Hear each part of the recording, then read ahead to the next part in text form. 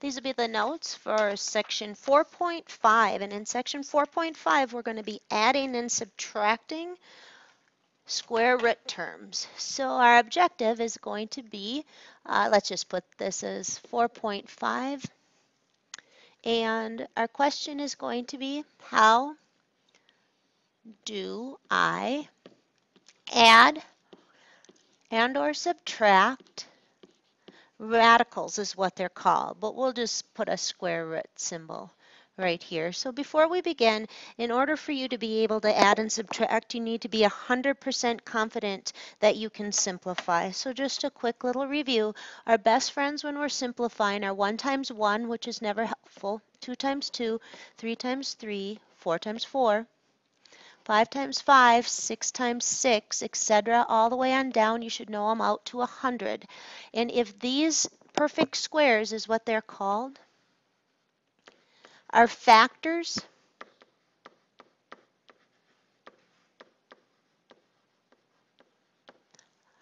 of a radicand, then it can be simplified. So we're just going to simplify 2 square root terms. The first one we're going to simplify is just the square root of 20. Let's make it 40. You might think 40 is 5 times 8. That's true. However, neither one of those, 5 is in the middle of these two, and so is 8. And so what that means is they're not helpful. So I need a perfect square that's helpful. And I will notice that 2 and 20 go into 40, but again, those aren't in my pool of best friends up here. The only number that's in this list that goes into 40 is 4. So I break it into the square root of the one I know times the square root of the other one. And I end up with 2 times the square root of 10, and I have simplified it. Number 2, if I put a number out front, how does that affect my process? And the answer is that it really doesn't affect your process. It just adds one more step, so that when I'm done simplifying the square root of 72, I'm just going to have to make sure I multiply that answer by 3. So even to clear that up, had I had a 4 out front of this one, then when I was done, I'd have to make it 4 times that, and my answer would be 8. So first thing I need to do is concern myself with finding the biggest perfect square that's in 72. That's one kids get wrong a lot because they'll say, oh, 72, the first thing they spot in there is this 9, and they'll say it's 9 times 8. But the problem with that is that 8 isn't done. It still has a 4 in it. So what that means is I did not find the biggest perfect square. And once the numbers get bigger, like over 50, the easiest thing to do is to cut them in half and work on down the perfect square list. So when I take 72 and I divide it by 2, I get 36, which means that's where I'm going to start looking. And 36 is a perfect square. So what that means is 72 I can break into root 36, which I know, times root 2, which nobody knows. Notice that negative 3 is just hanging out front for the ride. Square root of 36 is 6. Root 2 nobody knows. And now I multiply. I can multiply and divide if both are in or both are out. So I can multiply those. If I have one in and one out, you can't multiply that and call it root 10. All right, so what's new for today is if we can simplify, addition and subtraction is pretty easy because that's what you do is you simplify first and then you do what we call combining like terms. But keep in mind what a like term is. If I asked you what is 2x plus 7, you would have to say that it's done. It's kind of like money. This is like having 2 $5 bills and 7 ones. I don't have 9 $5 bills. Okay, I have 2 of one thing and 7 of another. The only way I can add those is if the 7 also has an x. Then I can call it 9x. Well, in the world of roots, that thought process is identical. What I mean is 2 root 3's plus 7 is done. I can't combine them because I'm trying to put root 3's with 7, and I can't. You can only add things if they are like terms. But if I had 2 root 3's plus 7 root 3's, then I have 9 of those. So if the roots are the same, you can combine them. If not, you're done. So the goal of these is to find like terms and combine them. And what that means is you're looking for like roots. So write, what can I add or subtract? And the answer is like roots. Root 5 plus root 5 is 2 root 5. You might think it's root 10, but it's not. It's 2 root 5s. So let's put an example up here first of all. Suppose I had the square root of 2 plus the square root of 50. Somebody going and taking a test on this or the worksheet without doing the notes would say that's root 52 because it looks so good. But those can't be added because they are not what we call like roots. What I need to do is simplify first and then maybe I can add. The square root of 2 does not get any better, so I just write it down. But 50 has one of those perfect squares hiding in it. Cut it in half and I'm at 25, and 25 is in my best friend pool. Notice I'm not making it root 5 times root 10 because then I'm taking one I don't know, the square root of 50, and breaking it into two I don't know. I don't want that. I want one I know and one I don't know. So I'm going to break that into root 25 times the square root of 2. So I have the root 2 from the beginning that I didn't know, and then root 25 is 5. Now I have what I would call like roots. I have one square root 2 being put in a room with 5 more square root 2's, and I'm staring at 6 square root 2's. And I'm done. So for addition and subtraction, down here, we're going to write a summary, but we're actually not done. You need to simplify first,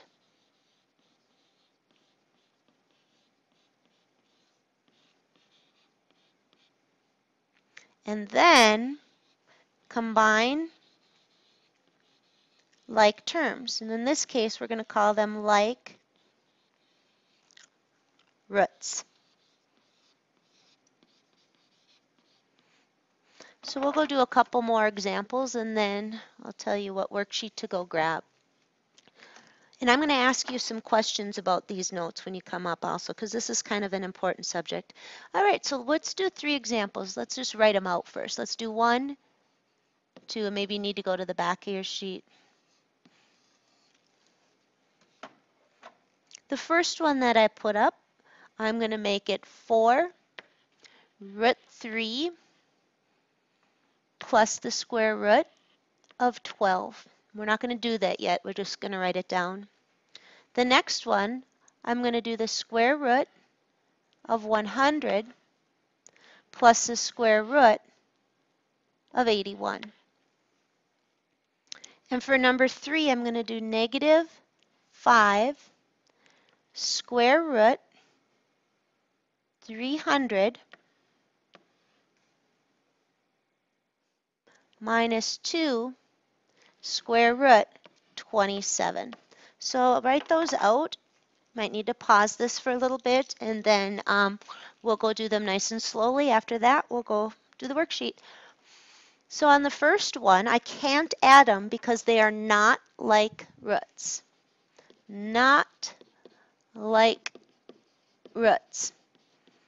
I've got a 3 and a 12. Same here. I've got 800 and an 81. I cannot add those up. All right, what I need to do is simplify first. Well, the square root of 3 doesn't simplify, so I'm going to leave that undone. But 12 has a perfect square in it. Again, you've got to remember those perfect squares. 1 times 1, which is never helpful. 2 times 2, 3 times 3, 4 times 4. 5 times 5, 6 times 6. 7 times 7, 8 times 8, 9 times 9 and 10 times 10 are the ones I expect you to be spotting hiding out in your numbers. So which one of those is hiding out in 12? Do not tell me 2 times 6. I want a number from that list that's hiding in 12. And I never look past halfway, which is 6. So 4 is what I'm looking for. I know that 12 is equal to 4. Put your perfect square first, times 3. So now when I clean that up, I've got 4 root 3's from the beginning. It didn't clean up. Plus, the square root of 4 is 2. So when I have 4 of these, plus 2 more of these, I get 6 of those. And it's done and it's simplified. Now number 2 is kind of a trick question because now that we've been going through this, people will take easy ones and make them difficult. First of all, that is not the square root of 181 because they are not like roots. So I must simplify first. And you might be saying, oh, 25 is in 100. Yes, it is, but 100 is itself a perfect square. So this is just 10 plus. Square root of 81, I know also, 9. And don't make that a 3. It's not root 9, it's just 9. My answer is 19. Now let's suppose somebody, like for root 100, just had a brain fart and said, oh, I'm going to make it 25 times 4. Well, because that is true, and this is a perfect square, its root is 5, and this is a perfect square, its root is 2, you would get the correct 10, but the problem is that's a long way to go. I mean, if somebody were to say to you, what's square root of 100, you'd say 10. So just plop it down. All right, so the last one, number 3, I need to get like roots. I need to find a perfect square hiding out in 300. I don't look past 150, which is right over here. Now, the minute I force my eyes to go look way over to the right, you should easily spot that 100 goes into 300. So the negative 5 stays out front. I'm going to break this into root 100, root 3. Next, I'm looking for the square root of 27. What perfect square is hiding in 27? And I don't look past halfway. So my only two candidates would be 4 and 9. You should obviously spot that the winning one is a 9. Now when I clean up these perfect squares, I chose 100 because its root is 10. So I've got the negative 5 out front. They just hang along for the ride. Root 100, I search and rescued it out of the root 300.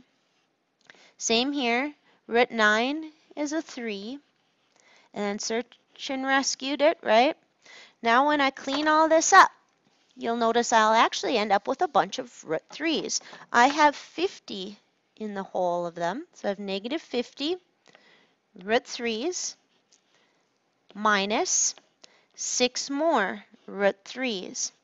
So if I'm 50 in the whole and I drop 6 more, like temperature, I'd be down 56 root 3's. So your assignment after this one is to grab worksheet number 5. It is a very deep, bright purple. And again, this is one where I'd like you to do the first row and have me check it before you move on. Peace out, Girl Scout.